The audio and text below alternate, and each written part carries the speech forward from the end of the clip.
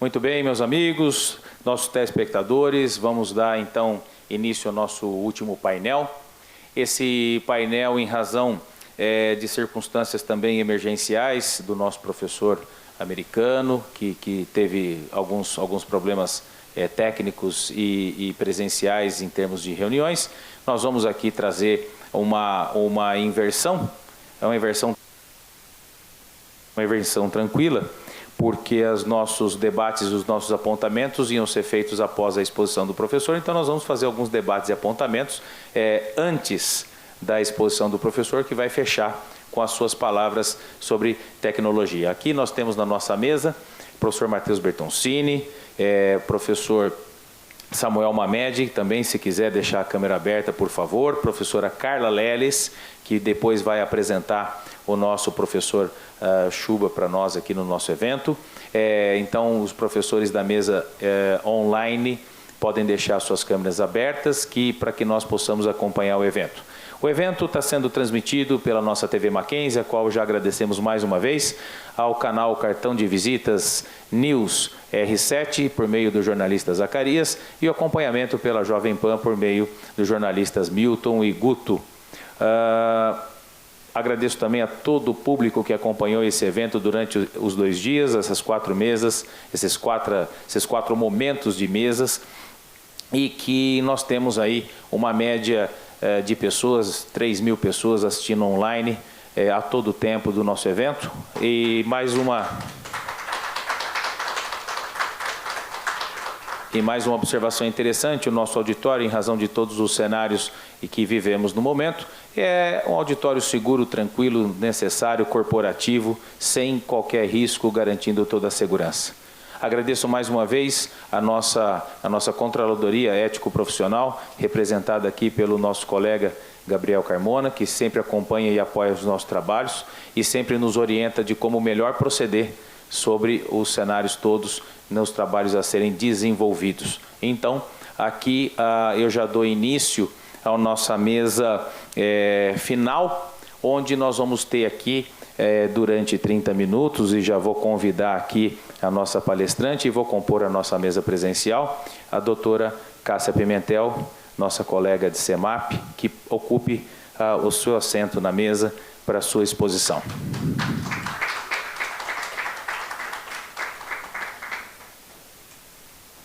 Ainda compondo a mesa, quero apresentar a todos vocês a professora Carla Leles, uma grande amiga, uma grande pesquisadora que também está nos Estados Unidos desenvolvendo diversos trabalhos de LGPD, segurança de dados, tecnologia e desenvolvimento de plataformas aptas a realizar as finalidades empresariais adequadas.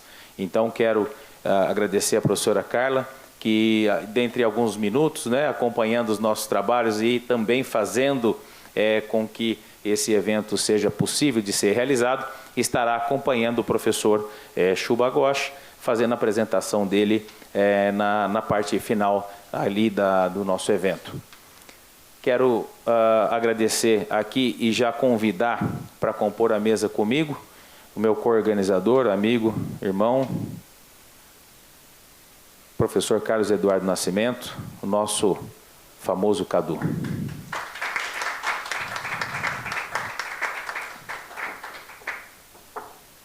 Nunca é demais, uma vez fazendo o evento na cidade de Patrocínio, foi nos indagado, a mim e ao Cadu, porque nós temos tanto, e isso fique bem retratado aqui mais uma vez, aproveitando que essa mesa é uma mesa de encerramento, então vários agradecimentos são necessários.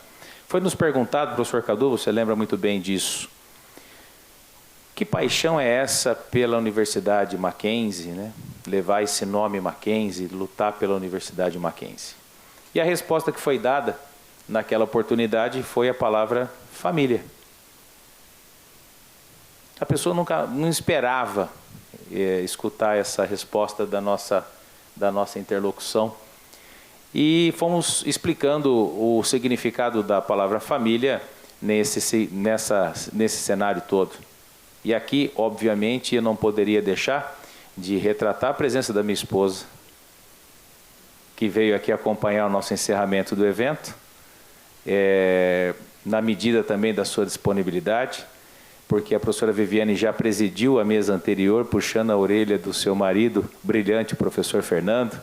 Olha lá, não, né? Claro que não.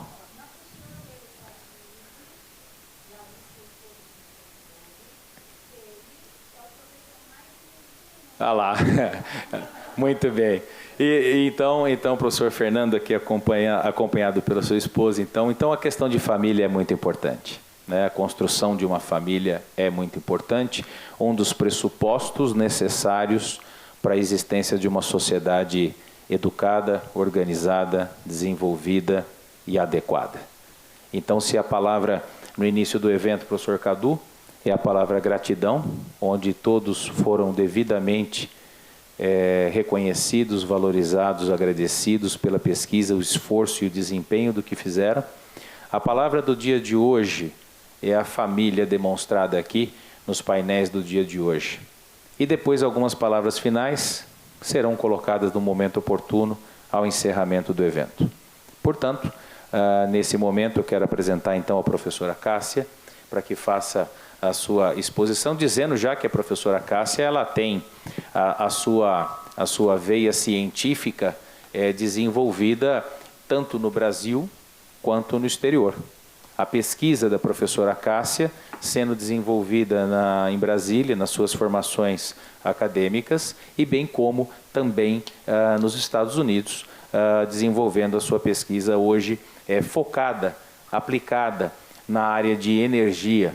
Então, o que é essa energia, e eu falo essa sinergia, e o que essa energia de trabalho, né, gera para o nosso evento de hoje, não é? O que a energia possa ter a ver um pouquinho com as licitações íntegras, o que essa energia pode trazer de parâmetros de objetividade e integridade para os procedimentos e desenvolvimentos das relações de produção de bens e uso de bens de consumo. Então, a professora Cássia é a pessoa, hoje, dentro do nosso centro, dentro de nosso grupo de trabalho, que pode efetivamente desenvolver esse tema, mostrando para nós alguns temas de inovação, alguns temas relacionados à energia, os novos entendimentos, novas políticas de energia.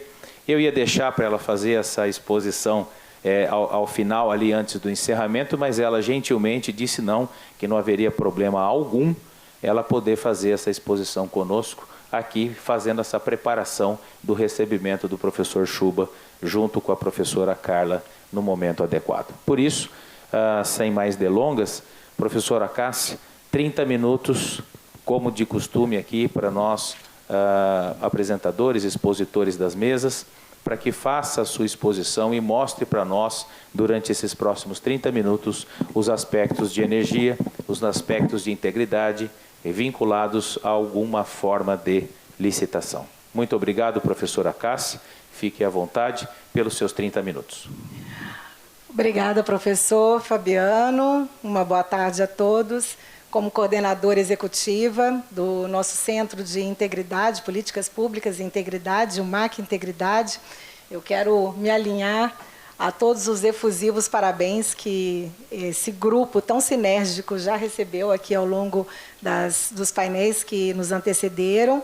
E esses efusivos parabéns, eles são endereçados a todos os professores que vêm acompanhando o nosso professor Fabiano.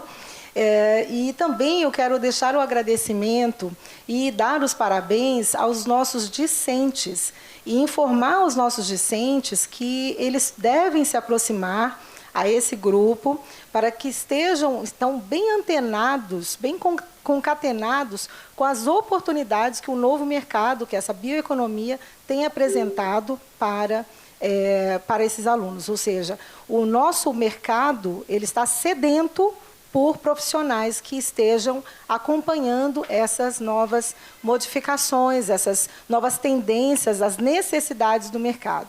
Então, nós gostaríamos de ter os nossos discentes cada vez mais perto para estarem aprendendo essas competências, essas habilidades, desenvolvendo essas ferramentas que estão sendo apresentadas por esse grupo.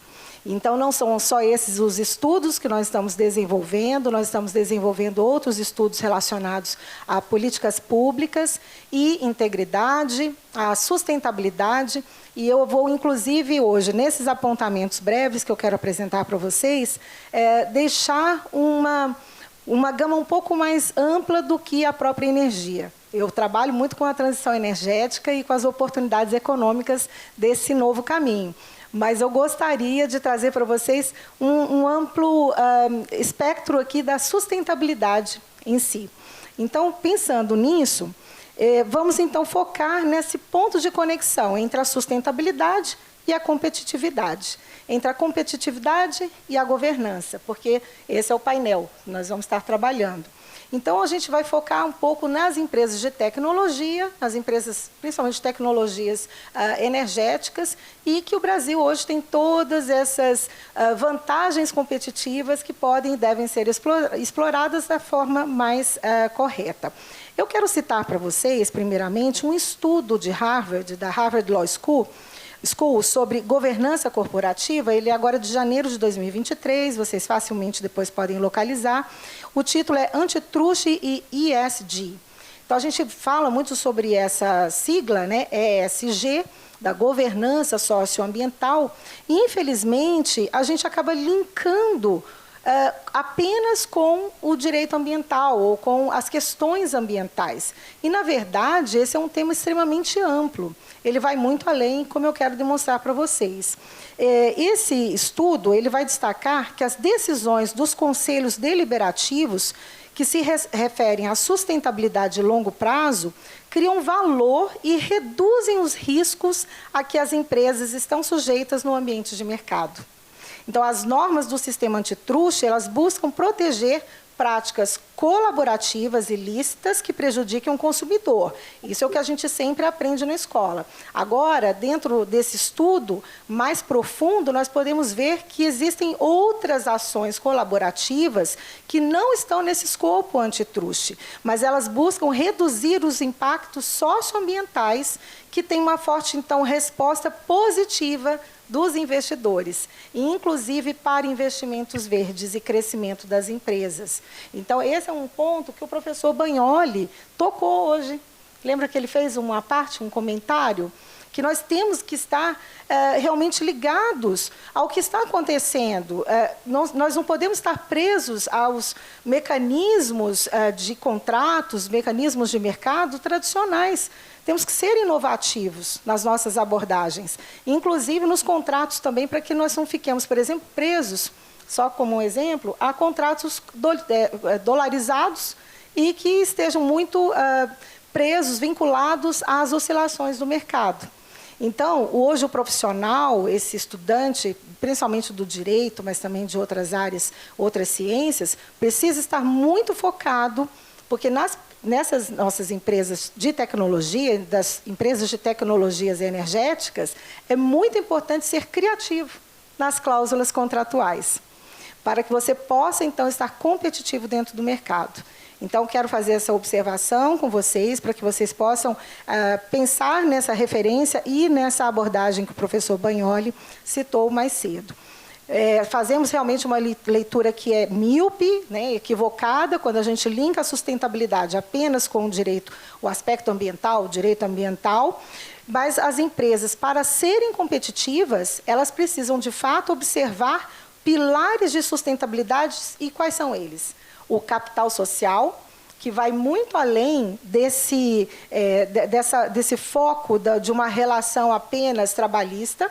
Nós temos o capital humano, que tem um foco trabalhista também, mas o capital social é toda a relação que uma empresa, principalmente uma empresa de tecnologia, tem com todos os demais setores, com a comunidade onde ele está inserido. Essa empresa, essa organização está inserida. Então, é importante que o C-Level, né, esteja de olho, esteja verificando como pode, então, auxiliar, como pode, então, influenciar, fazer crescer a comunidade em que está ali, né, está inserido. Em termos de educação também, em termos do uso dos recursos que estão sendo utilizados, os recursos ambientais ou socioambientais, os impactos que esse uso está trazendo para essas comunidades. Um outro pilar que nós temos, além do capital social e do capital humano, é também a observação de modelos modernos de negócios e de inovação. Então, para uma competitividade das nossas empresas, nós precisamos permitir que elas sejam inovadoras. Esse é um outro ponto que o professor Bagnoli sempre traz em sala de aula, dos aspectos de inovação e como as nossas empresas precisam estar modernizadas para essas práticas. E, por fim, na governança sistêmica. E aí eu quero trazer esse foco da minha fala, da minha breve fala, que as organizações do setor de tecnologia, nesse âmbito internacional, elas precisam integrar a sua estrutura geral de governança com essas estratégias de gerenciamento de risco. Alguém falou aqui também sobre risk management. Nós também tivemos aqui essa abordagem, e a gente sempre pensa: que risco será esse, né? Será que é risco de fraude apenas? A gente vem falando sobre a fraude, mas vai muito além. Ele vai falar sobre o risco também tanto o risco estratégico, né, de competitividade, mas também o risco operacional, contra fraudes, contra ataques cibernéticos, contra as falhas de sistema.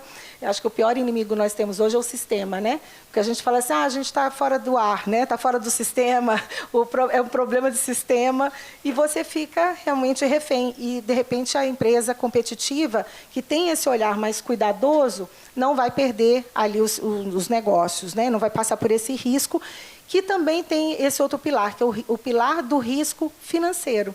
Os fluxos de capital, como essa empresa está se relacionando com o crescimento e fortalecimento do seu capital. O risco de conformidade, aí eu sou do direito, né? Então a conformidade à legislação. Aproveitando, muitas vezes, políticas públicas que têm ali subsídios, têm possibilidades de barateamento do negócio, do ciclo produtivo, e que muitas vezes não são utilizadas por desconhecimento desse corpo jurídico, desse corpo do C-level dessa empresa, e desconhece que pode baratear nessas relações de desenvolvimento dos seus produtos. E, por fim, os riscos reputacionais, que também são pouco falados, mas que nós já começamos a perceber a necessidade de se tomar esse cuidado. Então, no âmbito internacional, essas empresas competitivas, elas têm, então, só para citar alguns, os padrões de sustentabilidade contábeis do IFRS, que é International Finance Report Standards. Tem também os protocolos de políticas climáticas das Nações Unidas. Aí eu lembro porque eu já estive na COP, pelo menos nas últimas COPs, nas conferências das partes, e ali existem várias discussões em termos de competitividade. E nós imaginamos que seja só em relação a cuidados ambientais. Não é. Então, é importante nós estarmos antenados para as inovações dessas empresas que estão cuidando da sustentabilidade e como elas têm tido ganhos exponenciais. Bom, então, um outro ponto aqui, em termos de gerenciamento de riscos, é o protocolo referência, o GRI, que é um conjunto de normas de compliance socioambiental e que é o mais utilizado hoje no mundo, as empresas precisam conhecer. É um grupo de normas, se eu não me engano, são 32 blocos ali de normativos, e que as empresas, então, precisam verificar como se adequar nos seus processos produtivos. Nesses últimos anos, então, as empresas têm sentido essa pressão de se adequarem a esses normativos e recomendações internacionais. Nós já temos alguns normativos que começam a surgir, e é interessante porque a fala da professora que me antecedeu, ela disse que existiu realmente, já existe, né, uma percepção pós-pandemia de que os normativos se aceleraram. A modernização dos normativos começou a vir com muito mais força, e não foi diferente no Brasil. Nós percebemos em 2020 e 2021 uma série de novos normativos para adequar a produção brasileira a esses padrões internacionais. E de fora para dentro também. A gente viu agora também no final do ano, decisão da União Europeia, para que a gente se adeque. Caso contrário, nós seremos sobretaxados nos nossos produtos de exportação. Então, isso também influencia na nossa competitividade. Estou lembrando também, além do que a professora Ackermann falou, da pandemia, né, que acelerou esse processo, a Comissão de Valores Mobiliários, ela também lançou normativos sobre transparência e finanças sustentáveis. Isso se aplica diretamente à competitividade. E o próprio Banco Central, que também vem trazendo, impulsionando todo o sistema para o crescimento do Brasil, em termos de uma oportunidade, né, um local de oportunidade para financiamentos, desde que as empresas se adequem. Ou seja, os financiamentos verdes, eles estão acontecendo. Para que nós possamos receber esse dinheiro, nós precisamos também fazer o nosso dever de casa. O Banco Central, nesses normativos, ele está dizendo para os bancos quais são os regramentos que eles precisam verificar para que possam emprestar dinheiro para as empresas. Como as empresas têm que fazer, então, o seu compliance e comprovar o seu compliance. Isso vai evitar vários problemas, desde o que já aconteceu na Califórnia, né? Isso a gente está falando aqui do nosso mercado interno, mas isso depois traz um efeito cascada. Então, a Califórnia, ela já tem vários bancos, né, e casos de quebra ou de riscos que estão acontecendo, crises grandes, né, corporativas, por falta de uma observância ESG, uma observância desses aspectos de governança.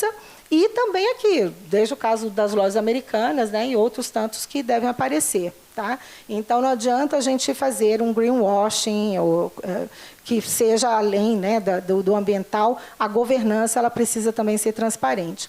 Eu vou só fechar agora falando para vocês dois aspectos. O primeiro, também, para os alunos, os nossos discentes, estudarem a teoria da governança multinível.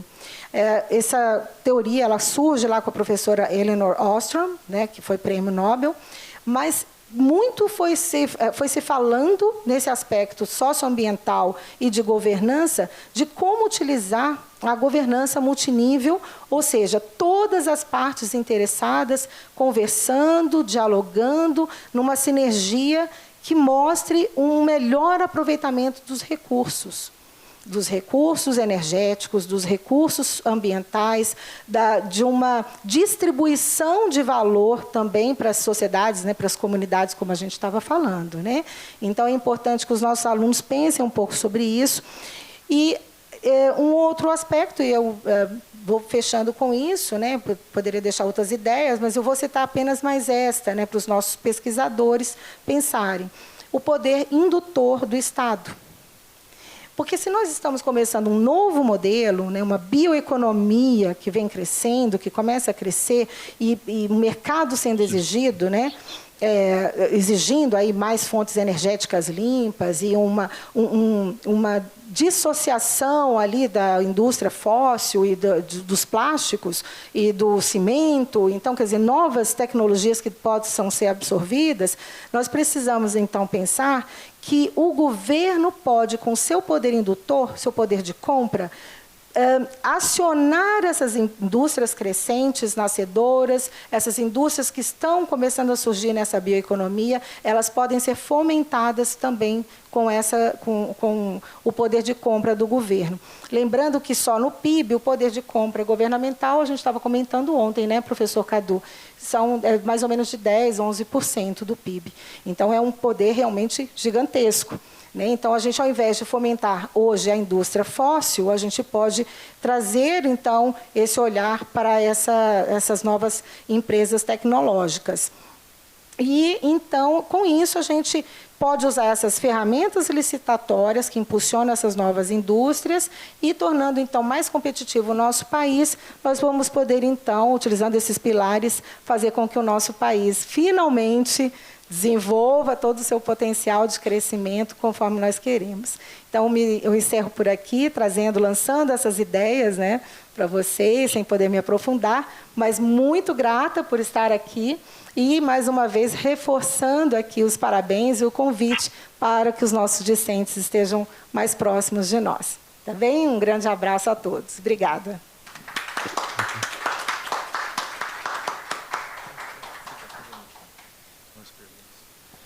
Muito obrigado, professora Cássia. A exposição sempre certeira e bem fundamentada, trazendo os elementos de raciocínio e demonstrando o cenário ao qual isso é possível.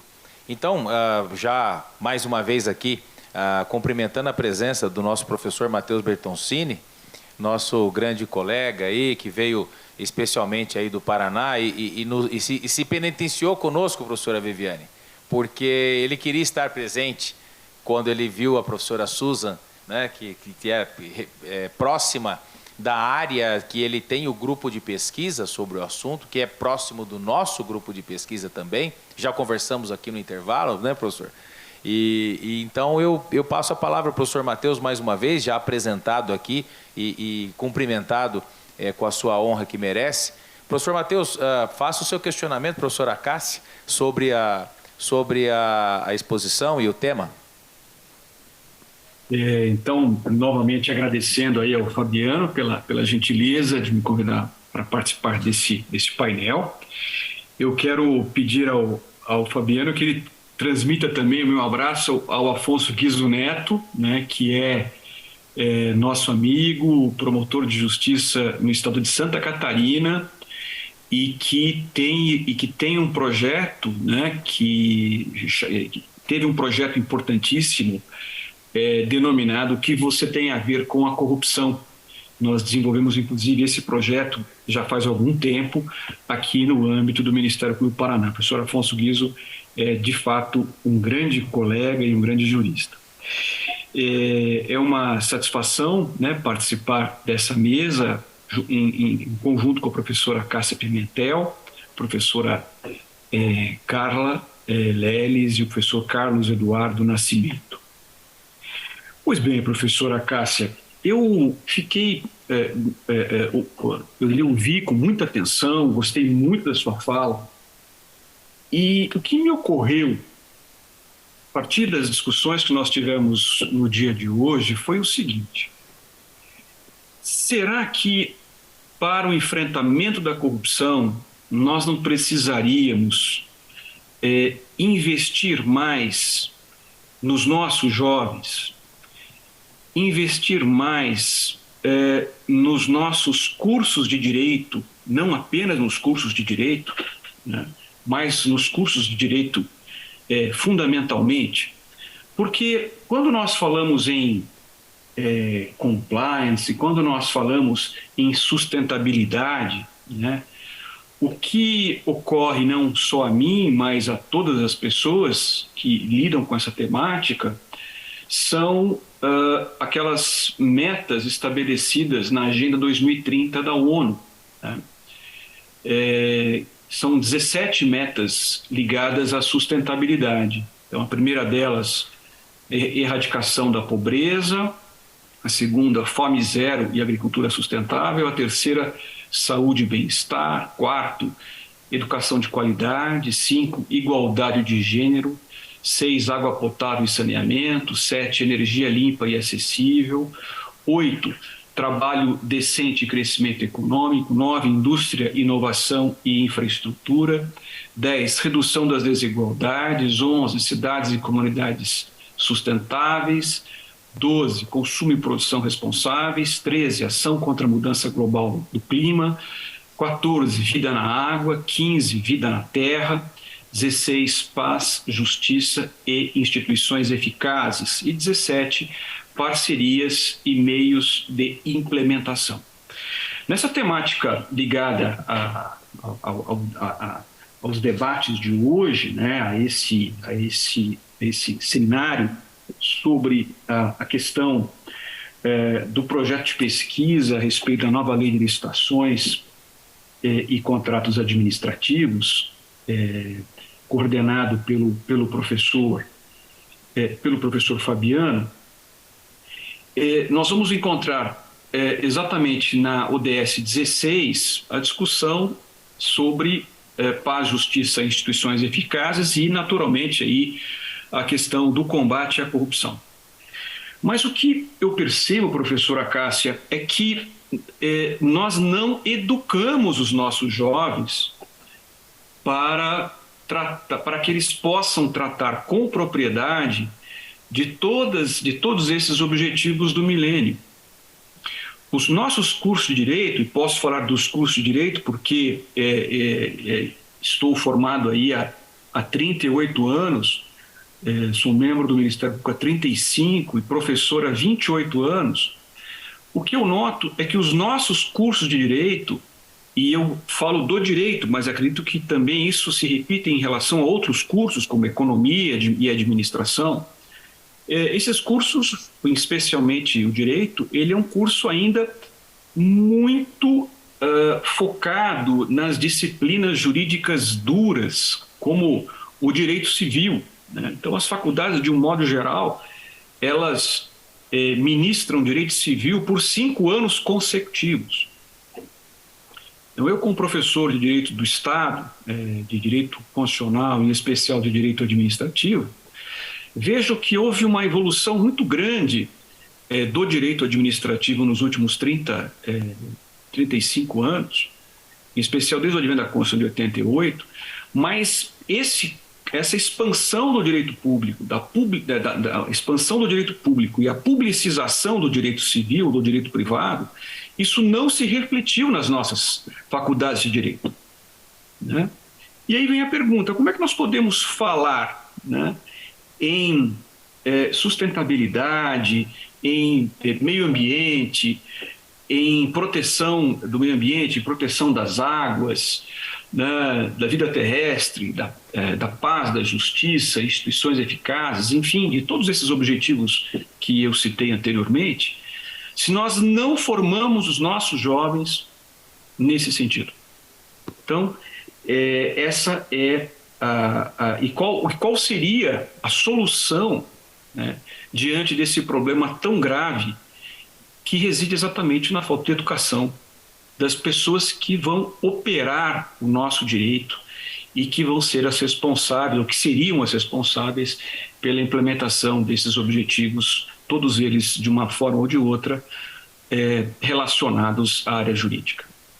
Muito obrigado, professora Cássia, e parabéns pela sua fala. Muito obrigada, e eu agradeço muito a sua pergunta, porque ela traz para mim uma oportunidade de falar sobre um tema que é muito querido, muito especial, essencial para o nosso Centro de Integridade aqui do Mackenzie, que é justamente trazer um enfoque multidisciplinar e trazer, então, os alunos, os discentes, os professores, os pesquisadores, para terem um ambiente em que eles possam discutir fora da nossa caixinha do direito, trazendo, agregando outras competências, outras habilidades, né? Então, é um estudo multidisciplinar que nós precisamos. Então, eu trago para vocês aqui a minha experiência que eu tive no meu doutorado, durante o período sanduíche, em que eu estive na Universidade de Colômbia, dentro de um centro também multidisciplinar, e, na época, a Universidade de Colômbia estava começando a criar a Escola do Clima. Essa Escola do Clima não era dentro da Faculdade de Direito, não era dentro da Faculdade de Biologia, da Faculdade de Agronomia, porque o agro está sempre muito envolvido com a transição energética, né, com todos esses temas da ODS que o professor estava citando. Enfim, não está em nenhuma dessas caixinhas, mas todas essas caixas começam a migrar para essa Escola do Clima. E essa foi uma experiência inédita, uma experiência muito bem-sucedida, tem sido uma experiência muito bem-sucedida, fazendo ali alguns ajustes, mas isso tem formado, tem trazido, então, uma resposta para o mercado, trazendo os profissionais que o mercado está pedindo, está aclamando, e nós precisamos aprender com isso. Então, professor, quando eu estive nesse meu doutorado, durante o período de sanduíche, eu fiz doutorado aqui na nossa universidade, e por causa disso eu tive a oportunidade também, e fui convidada a passar um ano na Universidade de Colômbia. O meu orientador nos Estados Unidos, o professor Michael Gerard, que é uma referência mundial no tema de mudanças climáticas e transição energética, ele me convidou para analisar o livro que ele tinha acabado de publicar nos Estados Unidos sobre descarbonização da economia, e ele disse o seguinte: por que você não faz um livro sobre o aspecto brasileiro? pensando a descarbonização da economia no Brasil. Aí eu passei ali o Natal, o Ano Novo, algumas semanas analisando o livro dele, pensando e disse, professor, o senhor dá a liberdade de fato estudar os problemas do Brasil para essa descarbonização e modernização da nossa economia, dentro do aspecto jurídico, regulatório? Aí ele falou assim, a senhora tem toda a liberdade, pode escrever de acordo com os problemas do Brasil. Lógico, ele passava vários capítulos falando sobre energia nuclear, não era a nossa realidade. E ali, então, eu tive, professor, uma oportunidade de escrever dentro de todos os capítulos que eu pude desenhar, e as pessoas que caminharam conosco, né, nesse trabalho ali desse livro, que em 4 meses esteve esgotada, né, a primeira edição. Então, assim, foi, de fato, um sucesso, e já tem ali à disposição. O último capítulo, eu coloquei o capítulo onde eu escrevo sobre a modernização do processo educacional no país. Então, se vocês procurarem um livro, Descarbonização da Economia, né, Descarbonização dos Processos Jurídicos e Regulatórios, né, do Brasil. Então, vocês vão verificar, ali eu faço estudos de caso dessa Universidade de Colômbia e mostro um caminho, apresento ali uma possibilidade de nós trazermos uma solução multidisciplinar, um local, um ambiente em que se possa, então, estudar com todos os profissionais de todas as ciências, as várias soluções para a economia do Brasil, aproveitando as oportunidades que o Brasil tem. Então, eu digo isso para vocês perceberem o tanto que isso para mim é caro, e o tanto que é importante, e quanto a gente vê resultados quando nós temos ali todos os setores econômicos envolvidos, os profissionais desses setores econômicos envolvidos. Eu tenho certeza que esse é o caminho, e por isso nós temos aqui um espaço dentro do MAC Integridade, para que vocês possam, então, estudar, sejam vocês do direito ou de outras ciências, desenvolver as suas pesquisas, de fato, para que nós possamos ter um país crescendo, aproveitando as suas oportunidades e tendo realmente os ganhos econômicos. Por favor, uma coisa que eu peço a vocês é que não estejam mais linkando a sustentabilidade apenas com os aspectos ambientais. Isso vai muito além disso. Nós podemos aproveitar essas novas tecnologias, desenvolver novos negócios e, de fato, ganhar dinheiro.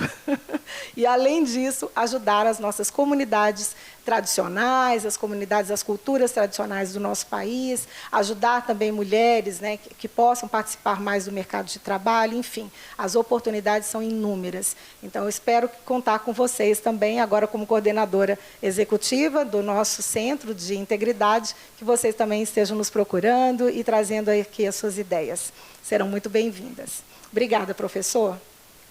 Muito bem. Passo aqui a palavra ao nosso professor, integrante do CEMAP, agora fazendo o seu pós-doutorado em Illinois, Estados Unidos, saindo do período de inverno de -20, -15, -10, e até que, enfim, professor Samuel, nessa transição de primavera para verão aí no hemisfério norte. Está bronzeado já, né, professor Samuel? Então, olha lá. E aí eu passo a palavra a você, meu amigo, dentro da sua genialidade que nós constatamos já no dia de hoje e nas pesquisas desenvolvidas, para que você possa trazer um apontamento interessante aqui e um questionamento à professora Cássia sobre essa linkagem que nós fazemos no desenvolvimento dos projetos e da pesquisa.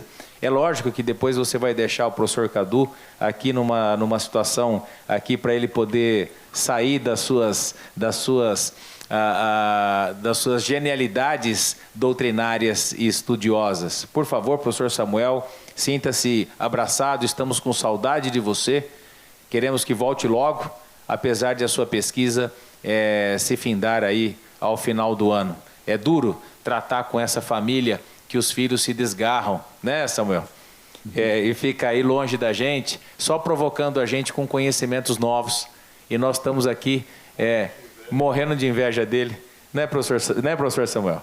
Então, fique à vontade aí para os seus esclarecimentos. Prazo de 5 minutos para você formular os seus apontamentos e fazer a pergunta para a professora Cássia diante desse cenário. Entendido. Muito obrigado, doutor Fabiano. Obrigado novamente a todos os colegas, professores, amigos que compõem a mesa, que compõem hoje o auditório, que estão conosco aqui nesse ambiente online. E, certamente, a recíproca é verdadeira, no carinho, na atenção e certamente estaremos aí cooperando com toda a nossa, o nosso interesse nesse conjunto.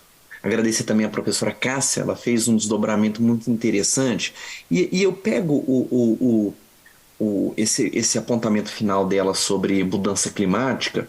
É engraçado que essa mudança climática, ela traz para a gente muitos desafios de pesquisa. E, obviamente, eu tenho que trazer essa mudança climática não no seu bojo do direito, como a professora Cássia disse, porque eu não sou do direito, eu sou da área da administração, economia. Mas eu fiz uma revisão de literatura agora, recentemente, tem o quê? Uns 15, 20 dias, sobre a relação de corrupção com mudança climática. E eu elenquei alguns temas aqui, que é o seguinte: quais são os desafios que nós precisamos estudar quando a gente fala de mudança climática? Primeiro, Samuel, restabelecer... Samuel, só um minutinho, você precisa fazer a pergunta. A professor americano acaba de entrar na sala. Só explique a questão do Zoom, para ele clicar no globo da língua inglesa, que a tradução simultânea já está atuante. Aí termina a sua pergunta, tá bom, Samuel? Tá. Professor Schuba. Professor Schuba? Yes, go. Professor Schuba. Professor Ghosh, claro. É um prazer falar com o senhor. Carla está aqui e ela pode explicar algumas coisas. Não tem problema, eu já entendi. O senhor consegue clicar o globinho que diz interpretação lá no seu computador? Eu vou procurar isso aqui, pode deixar. Claro, sem problemas. Não, sem problemas, não tem problema algum. Você vê, né, onde é que está. Se você entende o português, você pode escutar português. Mas se você não entende, você pode contar com a tradução. Sendo que o que eu vou falar... Eu só quero saber se você consegue acessar o sistema de tradução através do seu computador para você conseguir estudar inglês quando as pessoas forem falar. Vou testar então. Ok. Obrigada, Samuel, professor. Professor Samuel, então, retomando a sua pergunta, só para resolver o problema operacional. Muito obrigado, professor Samuel. Perfeito. Então, eu fiz alguns links sobre o que nós poderíamos estudar com essa questão de mudança climática. Primeiro ponto que a gente poderia estudar é restabelecer a governança climática e ambiental. Segundo item, assegurar a transparência dos mercados de carbono e do financiamento climático. Terceiro, reforçar o controle a eventos extremos, ou seja, anomalias. Quarto, combater a desinformação e a fake news relacionadas às mudanças climáticas. Quinto, intensificar o combate aos crimes ambientais. Sexto, regulamentar o lobby e o conflito de interesses. Sétimo, fortalecer a transparência e a integridade dos financiamentos dos partidos e campanhas.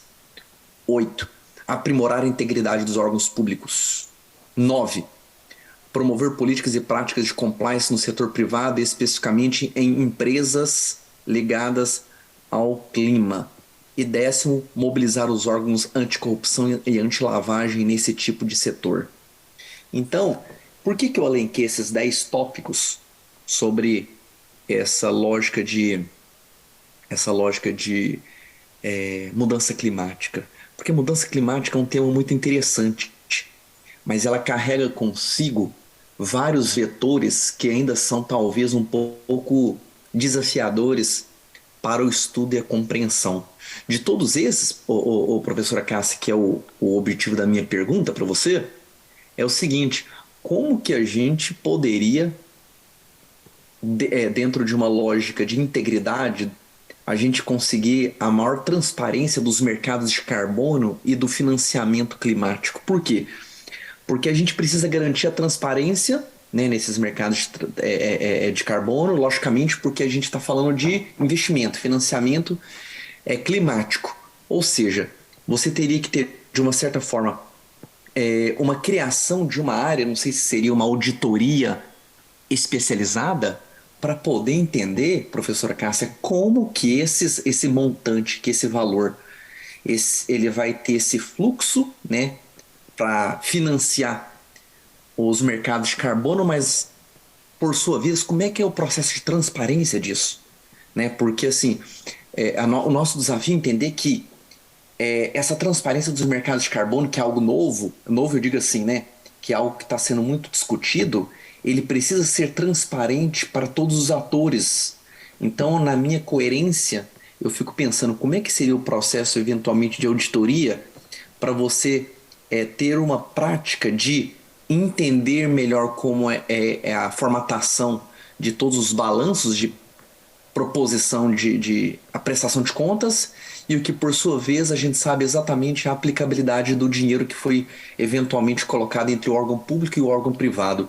Então, uma coisa que me deixa curioso é como a gente melhorar essa transparência dos mercados de carbono no que tange ao financiamento climático. Bom, para todos que estão nos ouvindo, primeiro eu quero dar o meu oi aqui diretamente para o meu amigo, professor Samuel. Ele sabe tanto que ele é querido no meu coração. Então, eu deixo aqui um oi para você, para sua esposa, para suas crianças também. Eu queria também dizer para vocês que essa pergunta dele cabe dentro de um curso MBA. Você desenvolve, ele tratou e pensou ali vários temas que podem ser desenvolvidos ali por vários semestres em vários temas. Só para citar alguns, ele tocou em assuntos que vão falar sobre justiça climática, infraestrutura e mudanças de infraestrutura, mudanças climáticas e sustentabilidade e crescimento econômico, finanças verdes, a própria Agenda 2030, né, que também muitas vezes a gente liga com uma visão muito ideológica, mas ela é uma visão de mercado também. E dentro da minha tese de doutorado, eu trabalhei 3 grandes pilares: o planejamento, a governança e a inovação, como vetores para essa transição energética, para essa transição para essa nova economia. E um dos pontos dentro do mercado de carbono, essa preocupação dele, eu queria dizer para vocês o seguinte: para quem nunca ouviu falar de mercados de carbono, ou sabe muito pouco sobre isso, a gente tem que pensar que existem 2 grandes mercados: o mercado regulado e o mercado voluntário. Hoje, no Brasil, nós temos basicamente apenas o mercado voluntário, porque o mercado regulado ele é citado num decreto que surgiu há pouco tempo, há coisa de 1 ano, mas ele ainda não foi regulamentado. Então, ele vem dentro de um decreto, com o formato de lei, aguardando um regulamento, só que um decreto que regulamenta. Então, nós estamos aguardando aqui resoluções. A lei cita que, o decreto cita que haverá uma resolução conjunta de ministérios, e, com isso, a gente ainda não tem para trazer essa regulamentação. O mercado regulado, hoje, na Europa, ele já tem 20 anos. E é um mercado de muitos bilhões de euros. Então, o que acontece? A empresa do setor poluidor, acho que é bom a gente até desligar, professor. O mercado poluidor, o setor econômico poluidor, ele vai, então, ter nessa norma um cap. Ou seja, ele só pode poluir até aqui.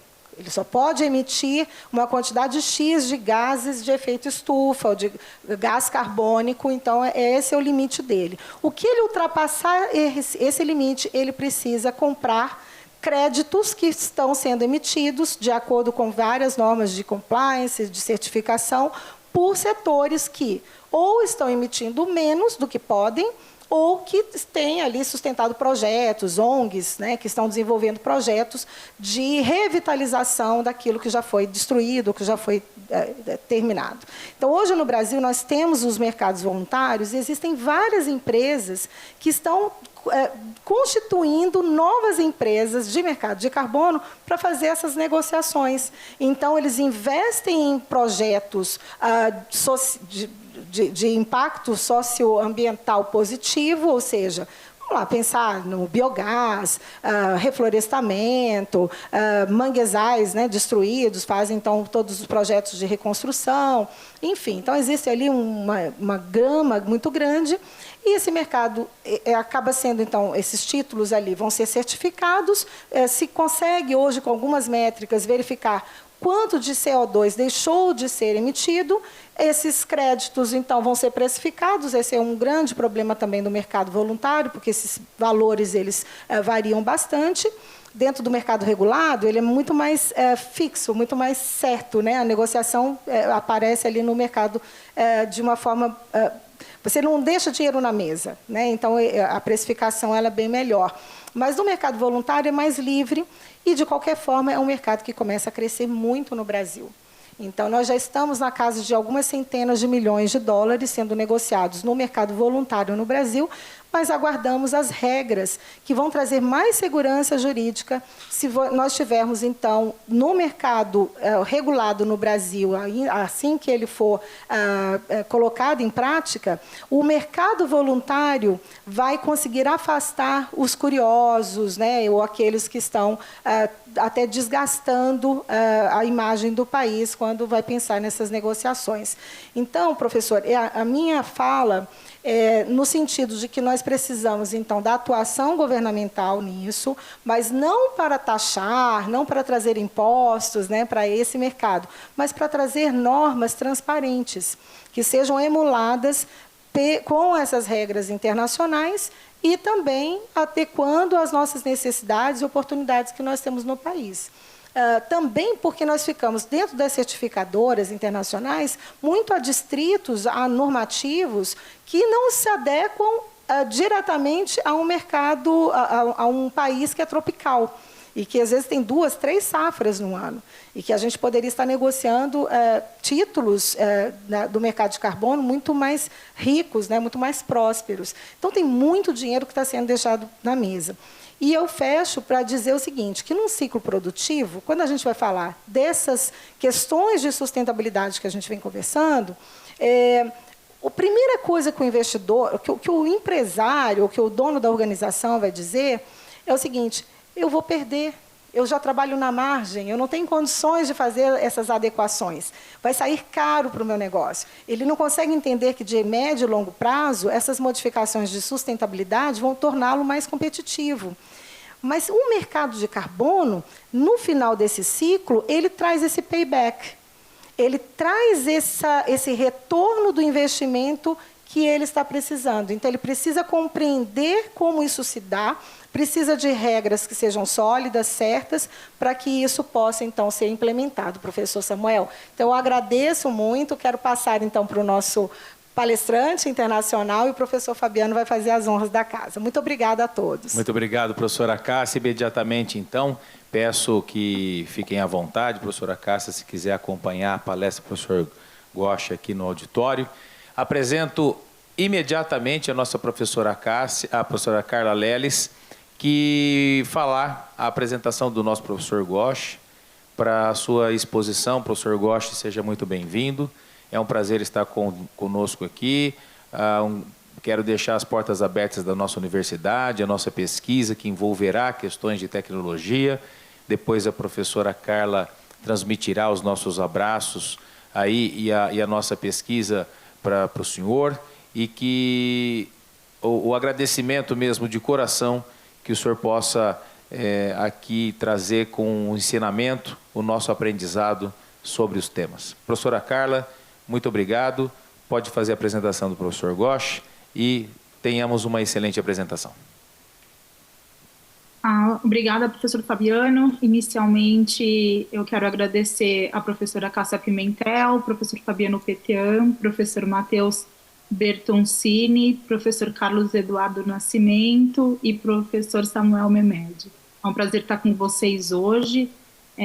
Professor Chuba Gosch, muito obrigada por disponibilizar o seu tempo para que possa trazer conhecimento para a gente. Professor Gosch, ele é premiado com Crandall Melvin Professor of Law. Ele teve o seu JD pela Universidade de Stanford, com um PhD pela Universidade de Michigan. Ele é diretor e fundador do Syracuse Intellectual Property Law Institute. O professor Gosch também trabalha com outro instituto de Innovation Law Center, em New York State Science and Technology Law Center. Esse instituto ele é financiado pelo NUI STAR, que é uma entidade focada em mitigar os desafios da propriedade intelectual e comercialização que afetam empreendedores, startups, universidades e centros de pesquisa no estado de Nova York. Ele também é membro da Ordem dos Advogados da Califórnia, no Circuito Federal da Suprema Corte dos Estados Unidos. O professor Ghosh foi eleito para o American Law Institute em 2012. Atualmente ele é membro do Conselho Consultivo do Restatement of Copyright. Ele foi também bolsista do IAPP em Tóquio e é Fulbright Fellow na Índia, recebedor da Bolsa de Pesquisa do National Endowment of Humanities.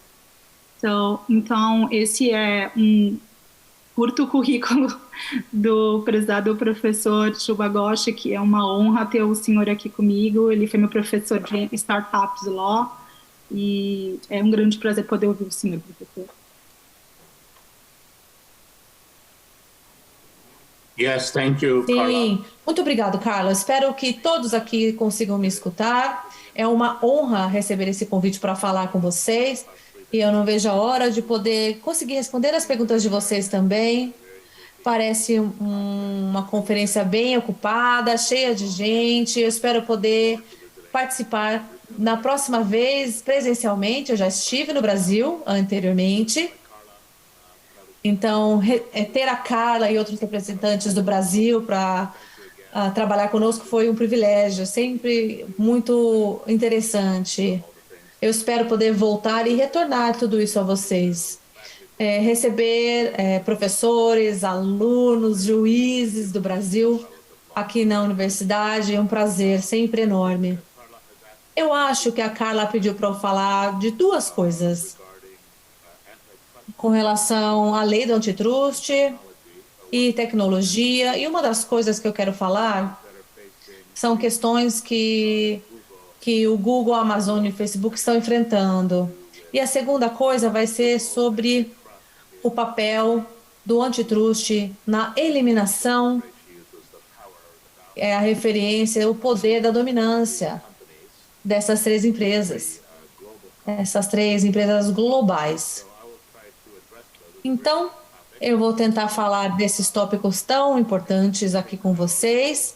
É interessante como é que as questões tecnológicas e tudo o que nós pensamos imediatamente das empresas de tecnologia acontece dessa forma.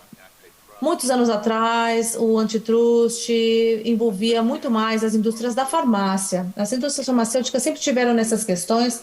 Houve uma questão muito grande no Brasil, na África do Sul, nos Estados Unidos também. E então, as empresas de tecnologia farmacêuticas eram as primeiras a se incorrerem em problemas de antitrust nos anos 90. Mas eu acho os olhares estão indo para as empresas de informação, as empresas de tecnologia que são baseadas na internet, informação e tecnologia, software e talvez as outras variedades de inteligência artificial e suas tecnologias. O que é que isso mudou, então? O que saiu? A indústria farmacêutica ainda está lá, né? Mas algumas mudanças legais aconteceram, algumas leis antitrustes, que trouxe uma resolução para alguns dos desafios da indústria farmacêutica, e agora os olhares estão sendo desviados para as empresas de tecnologia e comunicação. Isso se tornou algo muito mais complexo devido às mídias sociais, o uso da internet para comercialização e até socialização, para a criação de dinâmicas políticas. Então, é muito interessante ter observado essa mudança ao longo dos últimos 30 anos, desde a primeira vez em que as leis começaram a ligar isso. Eu vou falar um pouquinho sobre as leis antitrust, especialmente, que é uma versão americana da lei anticoncorrência. Há políticas e leis anticoncorrência na Europa, mas a abordagem é um pouco diferente. E parte dessa diferença pode estar relacionada ao idioma, à linguagem e à história, e a 2 domínios legais diferentes.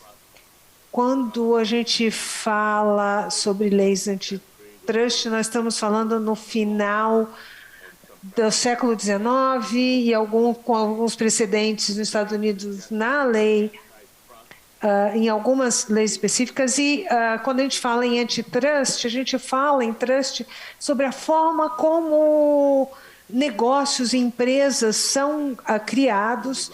E hoje nós temos diferentes tipos de empresa, diferentes tipos de parceria e sociedade, mas quando essa lei foi desenvolvida, a primeira preocupação com relação a essa formação de trust era o surgimento de empresas e a preocupação dessas empresas serem combinadas de forma a afetar a competitividade. E eu falo sobre isso porque nós falamos, por exemplo, quando nós pensamos no Facebook, há várias ações contra o Facebook. Muitas dessas ações foram criadas pela WTO, que é a Federação Comercial, Organização Comercial Federal. Isso é criado em cortes federais, embora isso possa ser iniciado em qualquer tribunal de qualquer nível. Mas as agências que estão abrindo essas ações estão focando, no caso do Facebook, com a aquisição de várias outras empresas. As que vocês mais conhecem, principalmente, são o Instagram e o WhatsApp, que o WhatsApp é algo que todo mundo usa, né? É uma forma de comunicação muito importante.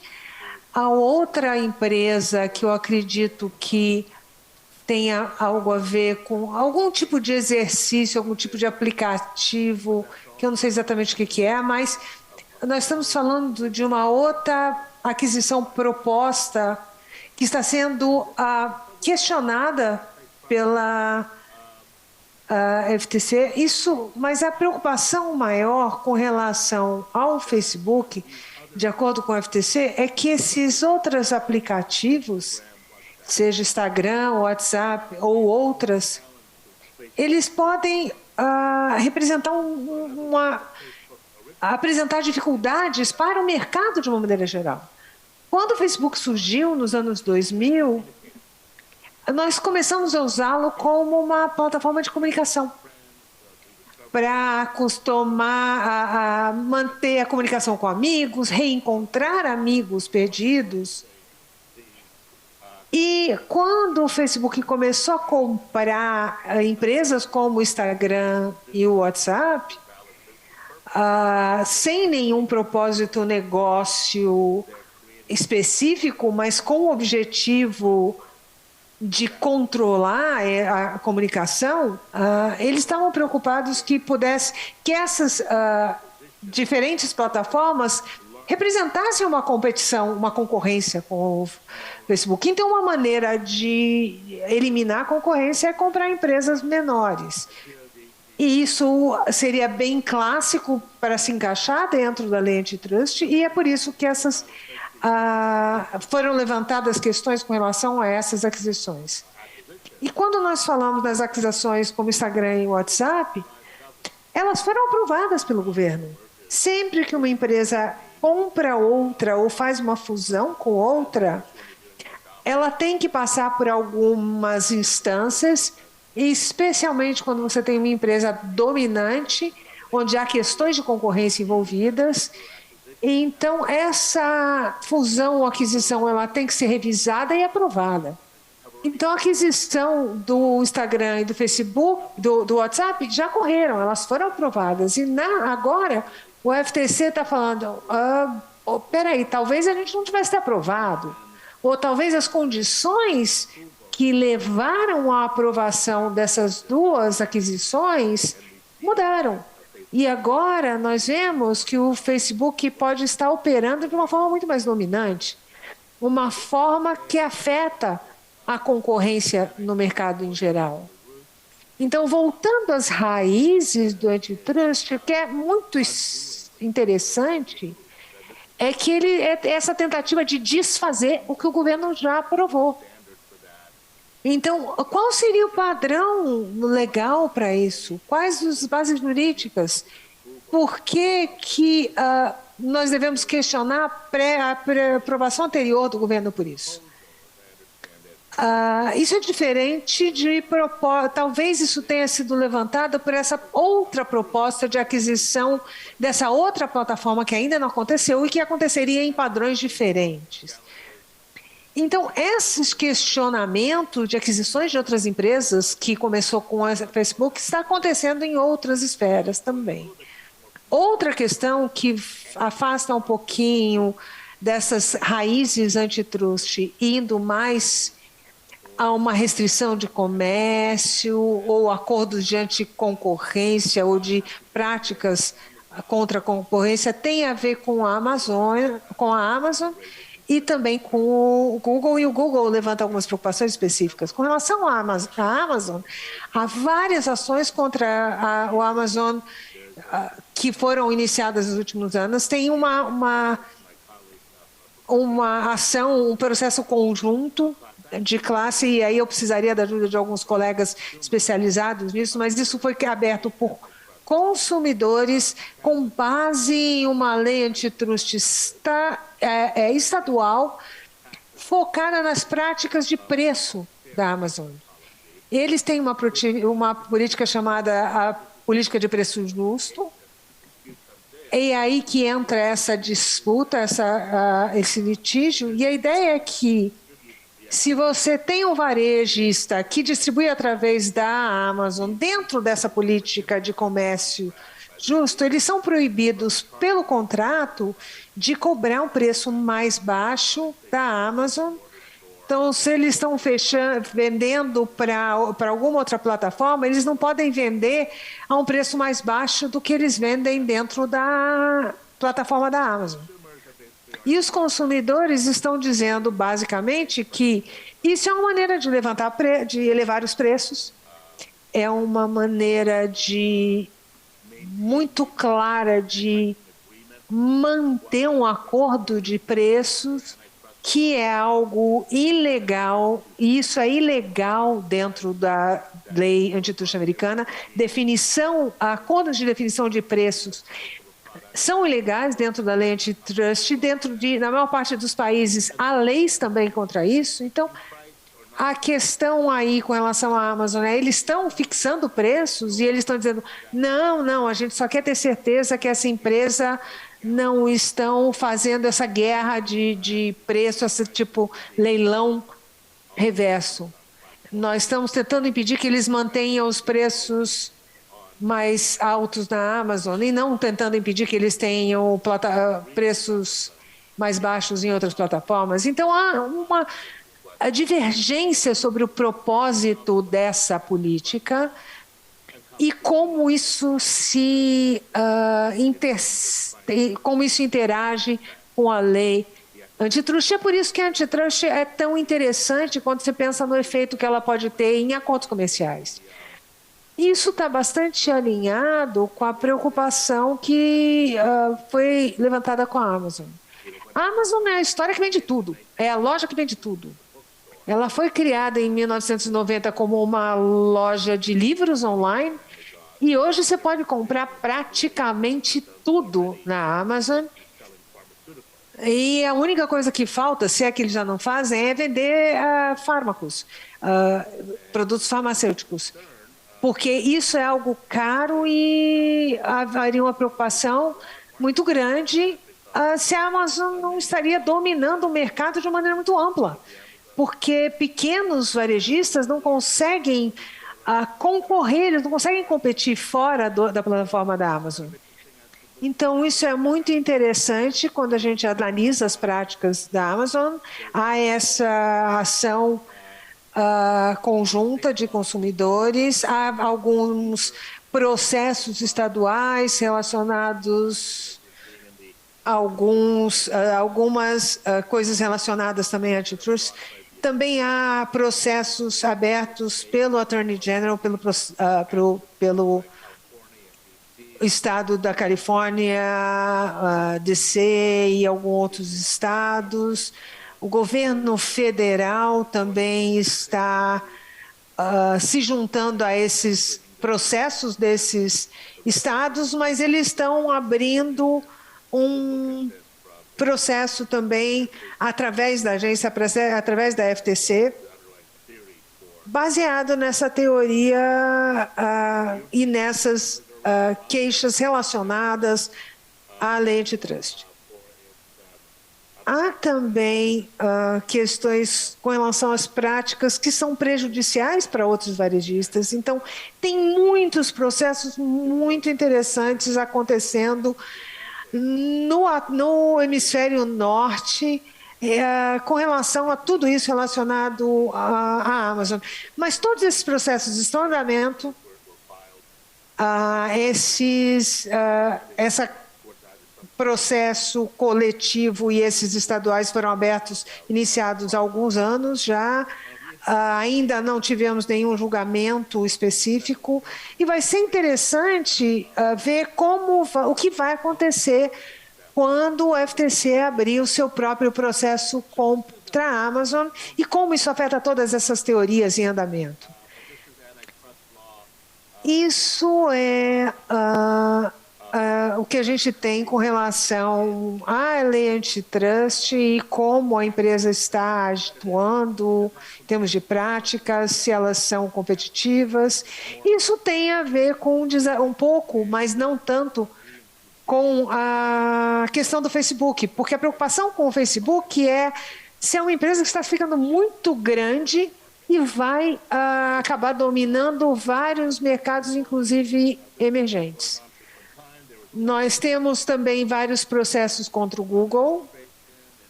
Tivemos algumas durante a administração do Obama, abertas lá em 2010. Esse processo, eles chegaram a um acordo em 2013, tiveram um julgamento contra o Google em 2017 pela Comissão de Concorrência Europeia, da Comissão Europeia, e eles acharam que eles seriam responsáveis por algumas das teorias sobre as quais eu vou falar. E esse processo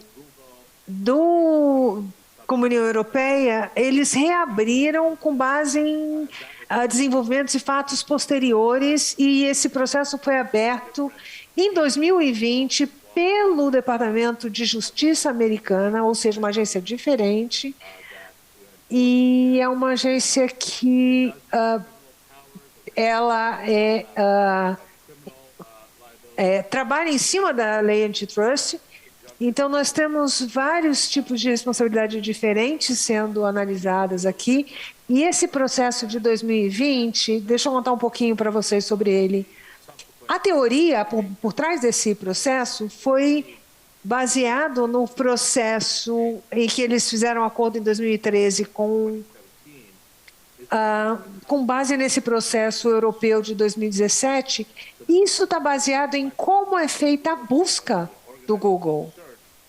O Google a preocupação é que na hora que o Google organiza sua busca, ele favorece alguns anunciantes.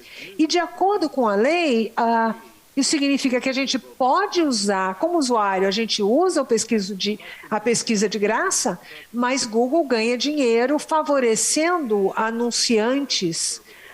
Então, quando você faz uma pesquisa para qualquer produto, sei lá, férias ou qualquer produto, você recebe os resultados da pesquisa, mas você recebe anúncios também. Eu não sei até que ponto vocês conhecem.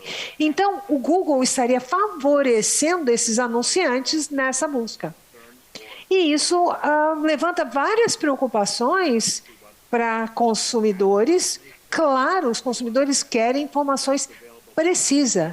Eles querem o melhor produto para as suas necessidades, e se os resultados das buscas estão sendo afetados com base na habilidade do anunciante de pagar, o resultado é bem interessante. Novamente, isso é apenas uma teoria relacionada à lei antitrust ou efeitos anticoncorrência dentro do mercado de todos, e como isso afeta todos os mercados de informações, de anúncio.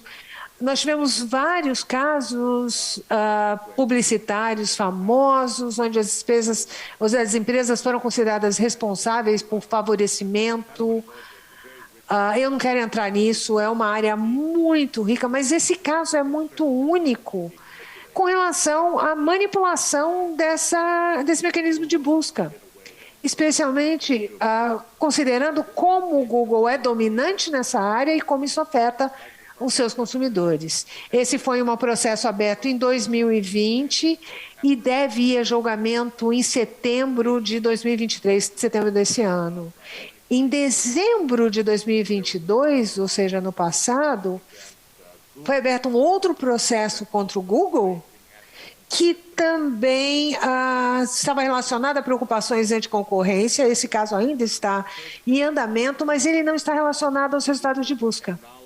Ele está relacionado à tecnologia usada pelo Google para vender, exibir e promover anúncios. Então, isso não é com relação à tecnologia de busca, mas com relação à tecnologia de publicidade, que são coisas distintas. A busca tem a ver com a interação do usuário, consumidor normal, e como ele interage com a busca do Google, e como a tecnologia... E a outra tem a ver com a tecnologia usada pelo Google para vender a sua publicidade para os seus anunciantes. Mas há um questionamento de que o Google estruturou essa tecnologia de uma forma que não favorece a empresa. Isso ainda está em desenvolvimento, o processo ainda está nos estágios bem iniciais, mas vai ser também algo muito interessante de acompanhar. As boas notícias para as grandes empresas de tecnologia é que houve uma promoção de um processo contra o Twitter. Há vários casos processos que estão sendo abertos contra o Twitter e que são muito mais importantes e críticas do que a simples compra do Twitter pelo Elon Musk ano passado e como isso alterou a plataforma. Isso não é uma questão antitruste até agora, isso é mais uma questão de legislação corporativa. Eu acho que isso meio que responde à pergunta número 1. Eu acho que, com relação à pergunta número 2, eu posso responder rapidamente.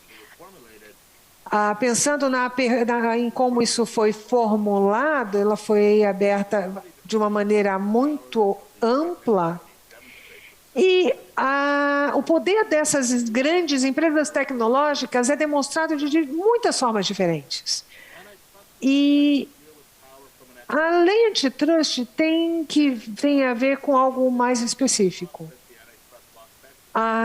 Os especialistas de lei antitrust consideram que outras fontes de abuso podem surgir desse abuso de poder. Isso tem a ver com como os resultados, como a renda desse poder pode ser usado para manipular eleições, etc. E a gente pode estar falando de uma visão mais ampla desse poder, mas a forma que o antitrust tenta trabalhar é tentar limitar o poder, não só econômico, mas mais amplo dessas empresas, e nós temos vários exemplos de como isso pode ser feito. Bem, eu acho que eu extrapolei um pouco do meu tempo, mas se eu falei muito, eu peço desculpas, tá? Mas eu estou aqui disponível para responder as suas perguntas. Imagina, nós estamos felizes mesmo de receber você, mas infelizmente não teremos mais tempo. Mas gostaria de saber se nós poderíamos mandar algumas perguntas para o senhor Eu posso mandar tudo por e-mail? Porque no nosso centro nós temos uma conexão interessante com você e gostaríamos de saber se você pode, de repente, considerar visitar o pessoal lá no Brasil. Eu estou em outro lugar, né? Eu não estou lá, mas agora eu gostaria de saber se eu tenho autorização para te mandar algumas perguntas. Claro, pode mandar. Você não precisa de minha autorização para isso, de maneira alguma. É só mandar as perguntas para mim. Você já tem o meu e-mail. Se você quiser, você pode compartilhar, tá bem? É só você mandar as perguntas para mim, através da Carla, ou diretamente para mim, e eu vou ficar muito feliz de poder respondê-las. E vou poder ficar muito feliz também de encontrá-los frente a frente, na realidade, não é? Claro, vai ser um prazer receber você no nosso centro.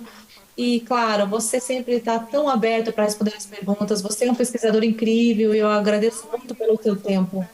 Agora eu vou pedir para o professor Fabiano Petian para que ele termine o seminário, para que ele conclua e nos dê as próximas instruções, o que nós podemos fazer com relação às conexões com o professor Gosch a partir de agora, o que nós podemos fazer com a comunicação. Tá bem? O que você preferir, Fabiano? Muito obrigado, professora Carla. Professor Gosch, eu fiquei impressionado com a sua educação, carinho e respeito, mesmo diante do tamanho e profundo conhecimento que possui. Isso nos sensibiliza cada vez mais a entender que as portas do conhecimento, do estudo, não estão vinculadas a um limite territorial, mas aberto para que possamos conhecer todas as partes de todos os pesquisadores possíveis. E o senhor nos proporcionou hoje uma visão de ser humano invejável para todos nós brasileiros. Os nossos parabéns por essa questão e convido o senhor a acompanhar o nosso encerramento desse projeto, que é a primeira fase, e a segunda fase, com certeza, professor Gosch. Nós vamos atrás do senhor, com o conhecimento e tecnologia que o senhor tem, para que possa nos ajudar a desenvolver a nossa segunda fase nessa pesquisa de internacionalização mundial, que começa a partir de hoje, encerrando a primeira fase para a nossa segunda fase. Por isso, eu passo a palavra ao professor Cadu, que faça os agradecimentos finais do nosso evento para o encerramento. Thank you. I could say. Muito obrigada, eu agradeço as palavras. Professor, tem uma frase de um filósofo bem antigo que diz que o último estágio da sabedoria é a humildade. E o senhor demonstra claramente isso.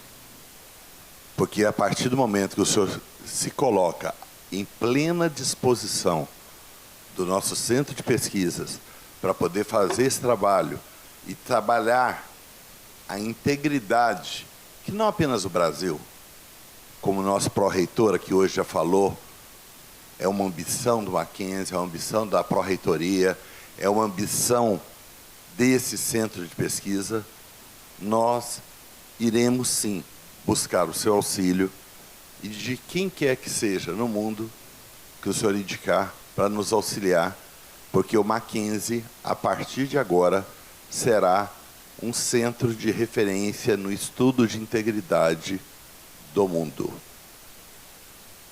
Obrigado ao senhor, obrigado a todos que estiveram aqui presentes, obrigado àquelas pessoas que nos acompanharam e, sobretudo, obrigado, Fabiano Petian.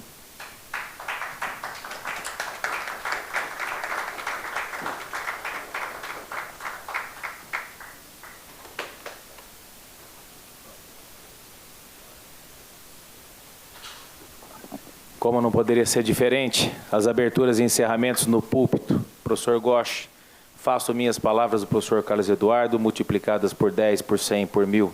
O senhor mostrou aqui para nós realmente o que é ser um ser humano. Professora Carla, a sua perspicácia em trazer o professor Gosch aqui foi uma lição de vida, de moral, de respeito e de dedicação que você já mostrou conosco desde quando estivemos em Nova York, nas nossas pesquisas, no Harvard Club, por 2 vezes lá em Nova York contigo, depois tivemos a oportunidade de ir para Berkeley, e sempre, Carla, você conosco, sempre ávida em fazer o trabalho em conjunto. Então, eu passo aqui as palavras finais à nossa equipe, E vou retratar aqui, pasmem vocês, que eu não costumo dizer que eu sou professor líder, porque o que mais apanhou na pesquisa fui eu.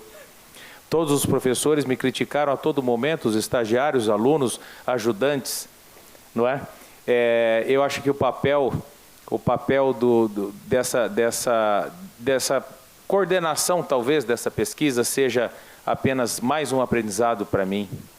E eu já vou agradecendo, eventualmente, aqui, claro, as pessoas mais importantes, as pessoas que deram suporte para o nosso evento, a parte da nossa fotografia, da nossa transmissão.